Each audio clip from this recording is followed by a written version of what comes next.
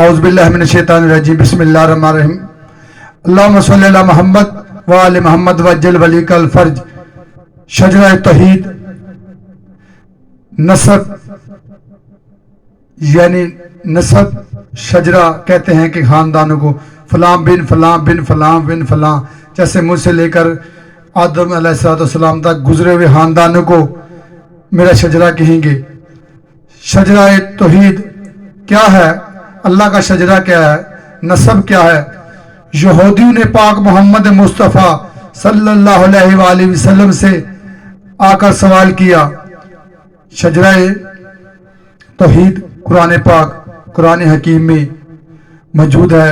سورہ توحید قل هو اللہ احد اللہ الصمد لم یلد ولم یولد ولم یکن لہ کفوا احد۔ کتاب کا نام ہے بحر الانوار، جلد نمبر 3 صفحہ نمبر 22۔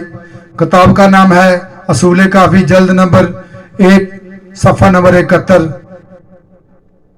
راوی ہیں حضرت امام جعفر صادق علیہ السلام۔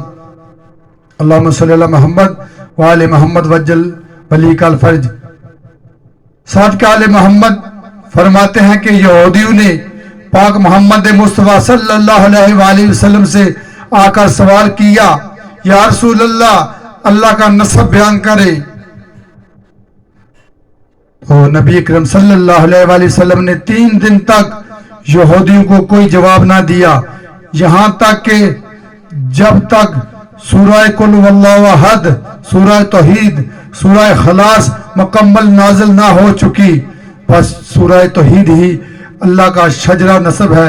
قل هو اللہ احد اللہ الصمد لم یلد ولم یولد ولم یکن لہ کفوا احد۔ اللہ ایک ہے، اللہ واحد ہے، اللہ ایک ہے، اللہ واحد ہے، اللہ بے نیاز ہے۔